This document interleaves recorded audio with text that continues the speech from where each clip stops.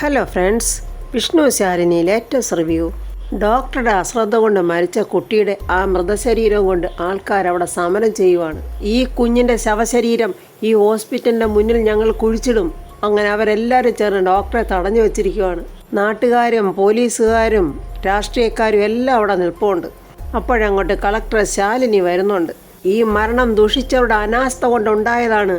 പാവങ്ങൾക്ക് സൗജന്യ ചികിത്സയെന്ന് പറഞ്ഞിട്ട് ഇവിടെ എന്താണ് നടക്കുന്നത്? കൊള്ള, പകൽ കൊള്ള.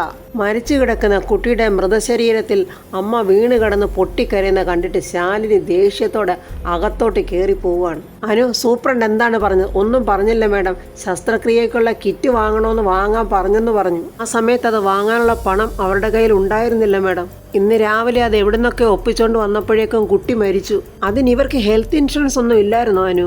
അതിദരിദ്രർക്ക് സൗജന്യ ചികിത്സ നൽകുമെന്ന് ഈ സർക്കാർ പറഞ്ഞിട്ടുള്ളതാ. ആദിവാസി കുടുംബമാണ് മേഡം, അവർക്ക് സൗജന്യ മരുന്നിനുള്ള അർഹതയുണ്ട്. ഈ കാര്യങ്ങൾ സൂപ്രണ്ടിനോട് സംസാരിച്ച് എത്രയും പെട്ടെന്ന് ഇതിനൊരു പരിഹാരം കാണണം. ശാലിനി അങ്ങനെ പറഞ്ഞപ്പോൾ പോലീസുകാർ സൂപ്രണ്ടിനെ വിളിക്കെന്ന് പറയുന്നുണ്ട്.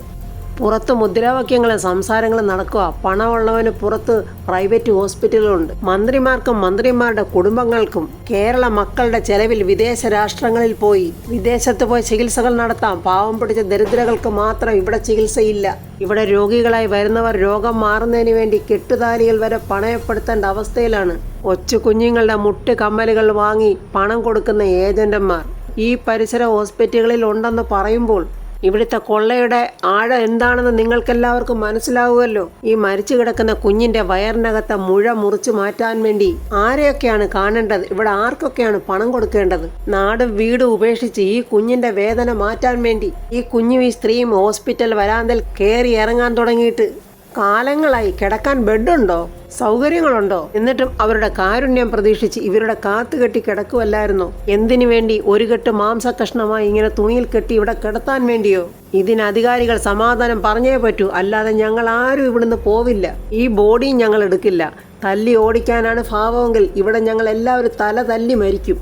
സ്വാതന്ത്ര്യം കിട്ടി ഇത്രയും കാലമായിട്ടും സാധാരണക്കാരൻ്റെ അവകാശങ്ങൾക്ക് നിങ്ങൾ വില കൽപ്പിക്കുന്നില്ലെങ്കിൽ ഞങ്ങൾക്കിനി വേണ്ട ഈ ജീവിതം. ഒരിക്കൽ കൂടി പറയുന്നു, ഈ കുഞ്ഞിന് ഞങ്ങൾക്ക് നീതി കിട്ടണം. ഇല്ലെങ്കിൽ ഒരുപാട് പാവപ്പെട്ടവരുടെ ജീവിതം ഇവിടെ തകർന്നു വീഴും. ശാലിനി ഇതെല്ലാം കേട്ട് വിഷമത്തോടെ നിൽക്കുവാണ്. അപ്പോൾ ഒരു പോലീസുകാരൻ സൂപ്രണ്ടിനെ വിളിച്ചോണ്ട് വരുന്നത്. മേഡം, ഇതാണ് സൂപ്രണ്ട്.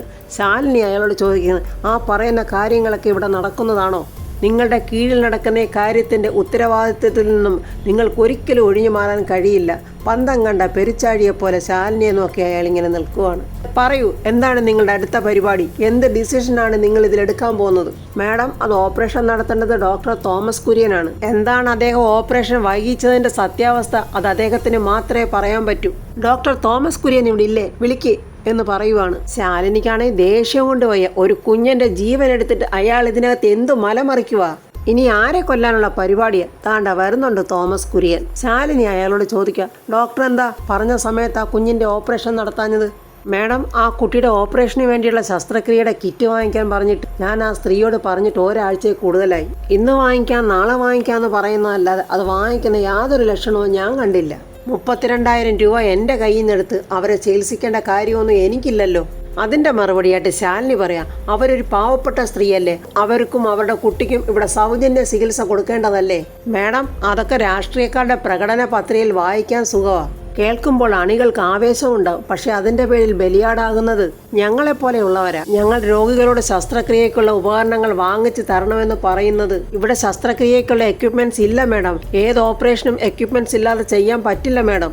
അപ്പോൾ ഈ കുഞ്ഞ് മരിച്ചതിന് ഡോക്ടർക്ക് ഒരു പങ്കുമില്ലെന്നാണോ പറഞ്ഞു വരുന്നത്? മാഡം, ഇത് ഇവിടുത്തെ സിസ്റ്റത്തിൻ്റെ കേടാണ്.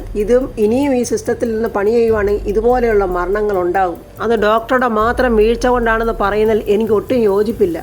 എന്നെ ബലിയാടാക്കി മുഖം രക്ഷിക്കാൻ ചിലപ്പോൾ മാഡത്തിന് കഴിഞ്ഞേക്കാം. പക്ഷേ ഇവിടെ നടന്നുകൊണ്ടിരിക്കുന്ന ഈ രീതികൾക്ക് യാതൊരു മാറ്റവും വരാനും പോകുന്നില്ല. എന്ത് മറുപടിയാണ് പറയേണ്ടതെന്നറിയാതെ ശാലിനി ഇങ്ങനെ പുറത്തോട്ട് നോക്കുമ്പോൾ മുദ്രാവാക്യങ്ങളും ബഹളവും പുറത്ത് നടക്കുവാണ്. ശാലിനി വീണ്ടും ആ കുഞ്ഞിന്റെ മൃതശരീരത്തിന്റെ അടുത്തോട്ട് വരുവാണ്. ആ അമ്മയുടെ കരച്ചിൽ കണ്ടു നിൽക്കാൻ ശാലിനിക്ക് പറ്റുന്നില്ല. അവിടെ നിൽക്കുന്ന ഒരു രാഷ്ട്രീയ പ്രവർത്തകൻ പറഞ്ഞു, മാഡം, ഞങ്ങൾക്ക് നീതി കിട്ടണം. മാഡം ഇതിന് ശക്തമായ തീരുമാനം എടുത്തിരിക്കണം. അല്ലാതെ ഞങ്ങൾ ഇവിടുന്ന് പിന്മാറില്ല. നിങ്ങളുടെ എല്ലാവരുടെയും വികാരം ഞാൻ മനസ്സിലാക്കുന്നു. കുഞ്ഞിൻ്റെ ജീവൻ നഷ്ടപ്പെട്ടതിൽ സങ്കടവും ദുഃഖം അറിയിക്കുന്നതിനോടൊപ്പം ഇതിന് കാരണക്കായവർക്കെതിരെ ശക്തമായ നടപടി സ്വീകരിക്കുമെന്നുള്ളതിൽ ഞാൻ നിങ്ങൾക്ക് ഉറപ്പു തരികയാണ്. ആരോപണ വിധേയനായ ഡോക്ടർ തോമസ് കുര്യനെ അന്വേഷണ വിധേയമായി സസ്പെൻഡ് ചെയ്തു. ഇതിന്റെ പിന്നിൽ എന്തെങ്കിലും തരത്തിലുള്ള കള്ളക്കളികൾ ഉണ്ടെങ്കിൽ അത് പുറത്തു കൊണ്ടുവരുമെന്ന് ഞാൻ നിങ്ങൾക്ക് ഉറപ്പു തരുന്നു. അതുകൊണ്ട് ദയവ് ചെയ്ത് സമാധാനപരമായി നിങ്ങൾ ഇപ്പോൾ ഇവിടുന്ന് പിരിഞ്ഞു പോകണം. പൊതുപ്രവർത്തകൻ പറയുന്ന ശാലിനി മേഡത്തെ ഞങ്ങൾക്ക് വിശ്വാസമാണ്. മേഡം പറഞ്ഞതുപോലെ ചെയ്യുമെന്ന് ഞങ്ങൾക്കറിയാം. ഇവിടെ നടക്കുന്നത് മുഴുവൻ പണം ഉണ്ടാക്കാനുള്ള കള്ളക്കളികളാണ്. അതിനിവിടെ ഒരുപാട് പേർ ചരട് വലിക്കുന്നുണ്ട്. അവരെ എല്ലാം നിയമത്തിൻ്റെ മുന്നിൽ മേഡം കൊണ്ടുവരണം. അത് ഞങ്ങളുടെ കളക്ടർ മേഡത്തിനെ കൊണ്ട് കഴിയും. ഞാൻ നിങ്ങൾക്ക് ഉറപ്പു തരുന്നു. ഇതിൻ്റെ പിന്നിൽ ആരുടെയൊക്കെ കൈകൾ ഉണ്ടെങ്കിലും ഞാനത് പുറത്ത് കൊണ്ടുവന്നിരിക്കും. അവിടെ നിൽക്കുന്ന പോലീസ് ഓഫീസറോട് പറയുന്ന എത്രയും പെട്ടെന്ന് എൻ്റെ സത്യാവസ്ഥ മനസ്സിലാക്കി എനിക്ക് റിപ്പോർട്ട് തരണം. ഈ സമയത്താണെങ്കിൽ ശാരിയ ഹോസ്പിറ്റലിനോട് ശ്യാമ പറഞ്ഞ ഓരോ വാക്കുകൾ ഓർക്കുക. കാശ് മുടക്കി ഉപകരണങ്ങൾ വാങ്ങി വെച്ചിരിക്കുന്നതേ കാശ് മേടിക്കാൻ തന്നെയാ. അതിനുള്ള മാർഗമില്ലാത്തവരെ ഇതുപോലുള്ള ഹോസ്പിറ്റലോട്ടൊന്നും വന്നേക്കരുത്. നമ്മുടെ ഗോപാലേട്ടൻ കാശുമായിട്ട് ഹോസ്പിറ്റലിലോട്ട് വന്നിട്ട് ബില്ലടയ്ക്കാനായിട്ട് ചെല്ലുമ്പോൾ ദാണ്ട ഞാൻ കാശ് കൊണ്ടുവന്നിട്ടുണ്ട് ബില്ലടയ്ക്കാൻ. അപ്പോൾ അവിടെ നിൽക്കുന്ന സ്റ്റാഫ് പറയുന്നു, ബില്ലടച്ചതാണല്ലോ. അയ്യോ, ബില്ലടച്ചെന്നോ? ആരാ അടച്ചത്?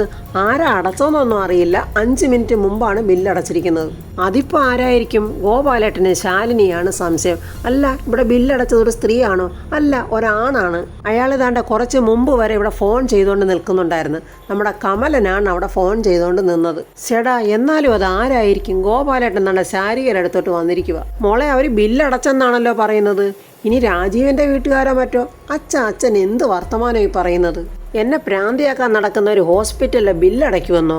പിന്നെ ബില്ലടച്ചത് ആരായിരിക്കും? ദാണ്ട കമലൻ അങ്ങോട്ട് വന്നിട്ട് ശാരിയോട് ചോദിക്കുന്നത്, എങ്ങനെയുണ്ട് ഇപ്പോൾ മോൾ ഇൻക്യുബേറ്ററില്ല? അല്ല, ശാലിനി മേഡം പറഞ്ഞപ്പോൾ ഇത്രയേ പറഞ്ഞുള്ളൂ കമലൻ. നീയാണോടാ ബില്ലടച്ചത്? ഗോപാലൻ നേരെ ചാടുവാണ്. അതേ എന്ന് കമലൻ പറയുമ്പോൾ, നീ ആരാടാ? ഇവിടെ കെട്ടിയോനോ അതോ എൻ്റെ ജാരസന്തതിയോ? ചേടാ, അതിന് ഏട്ടത്തിയമ്മയുടെ അച്ഛൻ എന്താ ഇങ്ങനെയൊക്കെ പറയുന്നത്? എടാ, ഒരു ബന്ധമില്ലാത്ത സ്ഥലത്ത് ഇത്രയും വലിയ തുക പോക്കറ്റിൽ നിന്നെടുത്ത് സഹായിക്കണമെങ്കിൽ എന്തെങ്കിലും ഒരു ബന്ധമില്ലാതിരിക്കുമോ? എന്നെ സംശയിക്കണ്ട. നിങ്ങളുമായി ബന്ധമുള്ള ആൾ തന്നെയാണ് എൻ്റെ പണം തന്ന് ഇവിടെ അടയ്ക്കാൻ തന്നുവിട്ടത്. എടാ, തന്നുവിട്ടു എന്ന് നീ പറയുന്നതല്ലാതെ ആരാ തന്നുവിട്ടതെന്ന് നീ ഇതുവരെയും പറഞ്ഞില്ലല്ലോ. ശാരിക ഉടനെ പറയാം, അച്ഛാ, ശാലിനിയാ കാശ് കൊടുത്തു വിട്ടത്. ശാലിനിയോ? അവളുടെ കാശ് ഇവിടെ ആർക്കും വേണ്ട. എന്ത് ധൈര്യത്തോടാ നീ അവിടെ കാശും കൊണ്ട് ഇങ്ങോട്ട് വന്നത്? ഏട്ടത്തിയമ്മ പറഞ്ഞു, ഞാനിവിടെ കൊണ്ടുവന്ന് അടച്ചു. വേണ്ടേ, അതിൽ കൂടുതലൊന്നും എനിക്കറിയേണ്ട ആവശ്യമില്ല.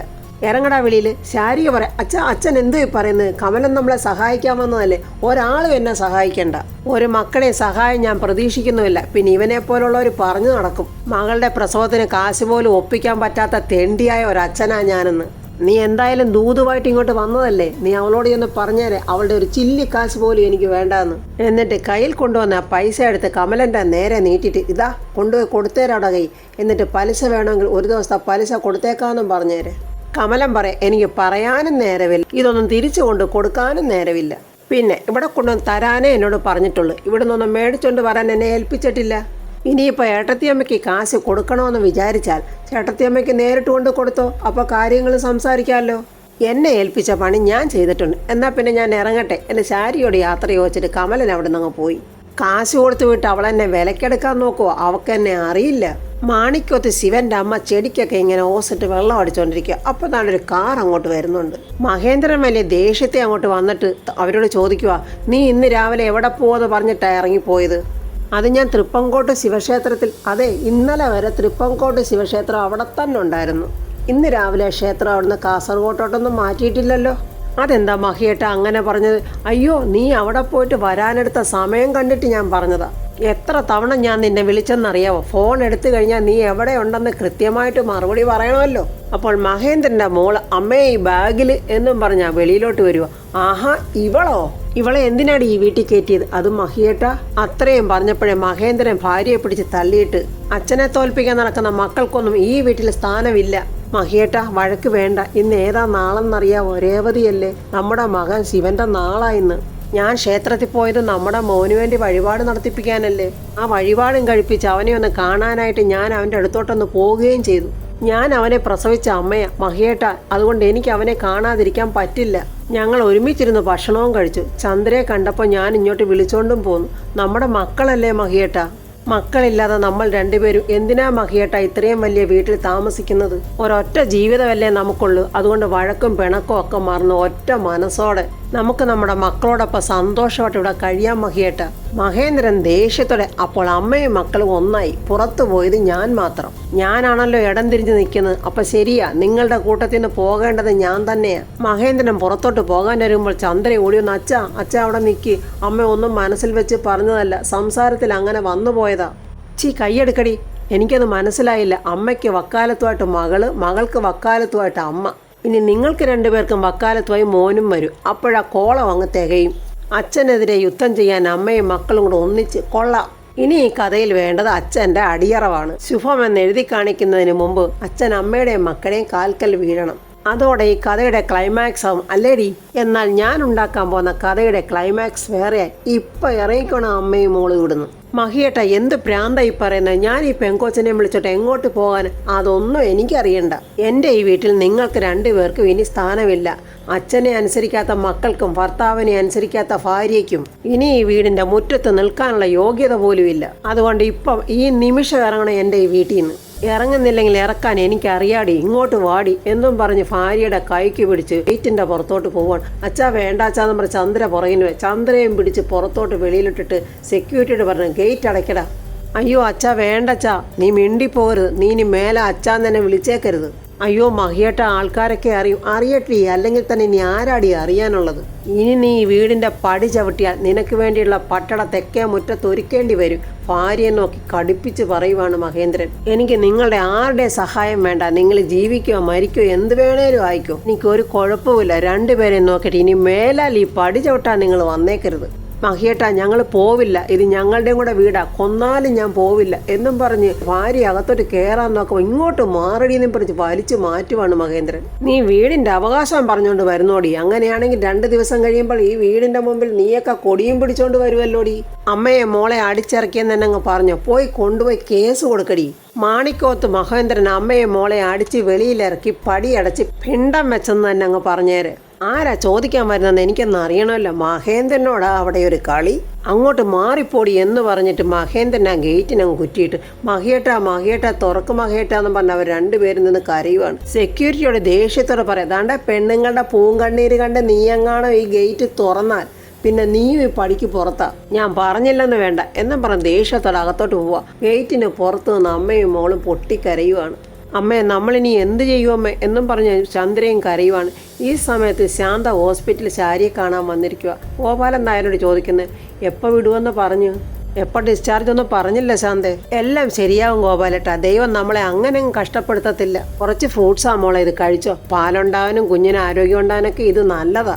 ഒരു ഉറപ്പില്ലാത്ത കാത്തിരിപ്പിലാ ശാന്തേച്ചി. ആ കുഞ്ഞിനെ എനിക്കൊന്ന് കാണാൻ പോലും പറ്റിയില്ല. എൻ്റെ കയ്യിലോട്ട് എൻ്റെ കുഞ്ഞിനെ ഒന്ന് കിട്ടിയിട്ട് എനിക്ക് എന്തെങ്കിലും പറ്റിയാൽ പോലും കുഴപ്പമില്ല. നമ്മൾ വിചാരിക്കുന്ന പോലൊക്കെ നടന്നാൽ പിന്നെ ഈശ്വരന്മാർക്ക് വല്ല വിലയുണ്ടോ ശാരികെ? നമ്മളെ കഷ്ടപ്പെടുത്താവുന്ന അത്രയും കഷ്ടപ്പെടുത്തും. എത്രത്തോളം നമ്മൾ ദൈവത്തെ വിളിക്കാവോ അത്രയും വിളിപ്പിക്കുകയും ചെയ്യും. ഒടുവിൽ ആ ചങ്ക് പൊട്ടി വിളിച്ചതിൻ്റെയൊക്കെ ഫലം നമുക്ക് ഉണ്ടാക്കി തരികയും ചെയ്യും. എന്തായാലും ഇത്രയും കാത്തിരുന്നില്ലേ? ജീവനോടെ കിട്ടില്ലെന്ന് പറഞ്ഞ കുഞ്ഞിനെ ഈ രീതിക്ക് തിരിച്ച് കിട്ടിയില്ലേ? ഇനി ആ കുഞ്ഞിനെ പൂർണ്ണ ആരോഗ്യവതിയാക്കി നിന്റെ കയ്യിലോട്ട് സർവേശ്വരൻ വെച്ചു തരും. ശാന്തേച്ചി, അതൊന്നുമല്ല, ഓരോ മണിക്കൂറിലും കാശ് കൊണ്ടടയ്ക്കണം. അച്ഛനെ കൊണ്ട് എന്ത് ചെയ്യാൻ പറ്റും? ശാലിനിയോട് പറഞ്ഞാൽ അവൾ ചെയ്യും, പക്ഷെ അച്ഛൻ പറയില്ല. അത് വേണ്ട ശാന്തേ, അച്ഛൻ്റെ അഭിമാനം അതിന് സമ്മതിക്കുന്നില്ല ചേച്ചി. മക്കളോട് കാശ് വാങ്ങിയാൽ ഒരു പരിപാടിക്കും ഗോപാലകൃഷ്ണൻ ഇനി നിൽക്കില്ല. പുറത്തുള്ളവരുടെ കണക്ക് പറഞ്ഞാലും സ്വന്തം മക്കളുടെ മുന്നിൽ കണക്ക് ബോധിപ്പിക്കേണ്ട ഒരവസ്ഥ ഇനി എനിക്കുണ്ടാവില്ല. പാഠങ്ങൾ പഠിക്കുന്ന അനുഭവത്തിൽ കൂടെ ആവുമ്പോൾ അതൊന്നും അത്ര പെട്ടെന്ന് മനസ്സിൽ നിന്ന് പോവില്ല. പെട്ടെന്ന് ശാന്ത ചോദിക്കും, അല്ല ശ്യാമ കാശ് കൊണ്ട് തന്നില്ലേ? ശാരിക അതിശയത്തോടെ, ഏത് കാശ്? ചിട്ടി പിടിച്ച കാശോ? ശാരികയുടെ പ്രസവത്തിന് വേണ്ടി ശാരദാമ്മ ഒരു ചിട്ടി പിടിച്ചിരുന്നു. ശാരികയ്ക്കറിയില്ലേ നമ്മുടെ ശ്യാമ ചേച്ചി എടുത്ത്? എന്നിട്ട് ചിട്ടി വട്ടം എത്തിക്കിടക്കുമെന്ന് ഞാൻ ശ്യാമയോട് പറഞ്ഞു. ശ്യാമ സീമ ചേച്ചിയുടെ നിന്ന് കാശ് മേടിച്ചായിരുന്നല്ലോ. ശ്യാമ ഇവിടെ കൊണ്ട് തന്നില്ലേ? അയ്യോ, ഇതൊക്കെ ഞാൻ ഇപ്പോഴേ അറിയുന്ന ശാന്തേ. പരിചയമുള്ളടത്തൊക്കെ കാശ് ചോദിച്ചിട്ട് ഞാനിവിടെ നിൽക്കുക. അച്ഛൻ ഈ കാശിന് ഓടുന്ന ശ്യാമയ്ക്കും അറിയാവുന്നതാണല്ലോ. പിന്നെന്താ അവൾ ഈ കാശിൻ്റെ കാര്യം പറയാഞ്ഞത്? ചിലപ്പോൾ ഡിസ്ചാർജ് ആകുമ്പോൾ തരാൻ വെച്ചിരിക്കുവാണെങ്കിലോ മോളെ ഇൻക്യുബേറ്ററിൽ വെച്ചിരിക്കുന്നതിൻ്റെ പൈസ അവർ അന്നേരം ചോദിക്കുന്നത്. അതുകൊണ്ട് അതിനുള്ള പൈസ അടച്ചെങ്കിലേ കുഞ്ഞിൻ്റെ ജീവൻ നിലനിർത്തി മുന്നോട്ട് കൊണ്ടുപോകാൻ പറ്റൂ. അതിനുവേണ്ടിയാണല്ലോ നമ്മൾ പൈസയ്ക്ക് വേണ്ടി കഷ്ടപ്പെടുന്നത്. ഗോപാലേട്ടൻ പറയാ കുഞ്ഞിൻ്റെ ജീവൻ രക്ഷിക്കുകയല്ലേ ആദ്യം ചെയ്യേണ്ടത്. അപ്പോൾ എല്ലാം അറിഞ്ഞുകൊണ്ട് അവൾ നമ്മളെ ചതിക്കുമായിരുന്നല്ലേ. പണം എന്തിനാ ആവശ്യമുള്ളപ്പോൾ ചെലവഴിക്കാനല്ലേ, പിന്നെ അല്ലെങ്കിൽ പണത്തിൻ്റെ പ്രയോജനം എന്തുവാ? ശ്യാമയാണെങ്കിൽ ആരും അറിയാതെ പണം അടിച്ചു മാറ്റിയ സന്തോഷത്തിൽ താഴെ വീട്ടിലിങ്ങനെ തുണി അയൺ ചെയ്തുകൊണ്ടിരിക്കുക. ഭയങ്കര ദേഷ്യത്തോടെ ഗോപാലേട്ടൻ നാണ്ട ഒരു ഓട്ടോറിക്ഷയിൽ വന്നങ്ങോട്ട് ഇറങ്ങിയിട്ടുണ്ട്. എടി ശ്യാമേ, നീ കാണിച്ച ശരിയാണെന്ന് നിനക്ക് തോന്നുന്നുണ്ടോ? എന്താച്ചാ? എന്താണോ നിനക്കൊന്നും അറിയില്ലേ? മുഖത്ത് നോക്കി കള്ളങ്ങൾ പറയാൻ എൻ്റെ മോക്ക് എങ്ങനെ കഴിയുന്നു? അച്ഛാ, കാര്യം എന്താന്ന് അച്ഛൻ ഇതുവരെ എന്നോട് പറഞ്ഞില്ലല്ലോ. നിന്റെ കർണത്തിൽ രണ്ട് പൊട്ടിച്ചിട്ട് പറയാനാ ഞാൻ വന്നത്. കാശിന് വേണ്ടി അത്രയ്ക്ക് കഷ്ടപ്പെട്ട് ഞാൻ ഓടി. അവസാനം കാശ് കിട്ടാൻ വേണ്ടി സത്യാമ്മയുടെ കാൽക്കൽ ചെന്ന് ഞാൻ വീണു. ഈ പണത്തിന്റെ കാര്യം എനിക്ക് അറിയാമായിരുന്നെങ്കിൽ ഞാൻ അവിടെ ചെന്ന് കാശ് ചോദിക്കില്ല. അച്ഛൻ ഏത് പണത്തിന്റെ കാര്യമായി പറയുന്നത്? ശ്യാമയുടെ ചെവിക്കുറ്റിക്ക് ശരിക്കൊരു അടി കൊടുത്തിട്ട് ഗോപാലേട്ടൻ ചോദിക്കാം, നീ എന്താടി ആളെ കളിയാക്കുക? അപ്പോൾ ഫ്രണ്ട്സ്, ശ്യാമയ്ക്ക് അത് ആവശ്യമാണ്. ശ്യാമ എരന്ന് വാങ്ങിച്ചതാണ് ആ അടി. കാരണം ആ കുഞ്ഞിനെ രക്ഷിക്കാൻ വേണ്ടി അവരെല്ലാം നെട്ടോട്ട് ഓടുക. ഒരു കുഞ്ഞിന് ജന്മം കൊടുക്കാൻ കഴിയാത്ത ഇവള് സ്വന്തം ചേച്ചിയുടെ കുഞ്ഞിനെ എങ്ങനെയെങ്കിലും രക്ഷിച്ചെടുക്കണമെന്ന് തോന്നാതിരുന്നപ്പോൾ അവൾക്ക് ഈ അടി ആവശ്യമാണ്. അപ്പോൾ ഫ്രണ്ട്സ്, ഇനി എന്തൊക്കെയാണ് ഇതിൻ്റെ പിന്നിൽ നടക്കാൻ പോകുന്നതെന്നൊക്കെ നമുക്ക് അടുത്ത റിവ്യൂവിൽ കാണാം. എൻ്റെ ഈ റിവ്യൂ ഇഷ്ടപ്പെട്ടാൽ ലൈക്കും കമൻസും, സബ്സ്ക്രൈബ് ചെയ്യാത്തവർ സബ്സ്ക്രൈബ് ചെയ്യണേ.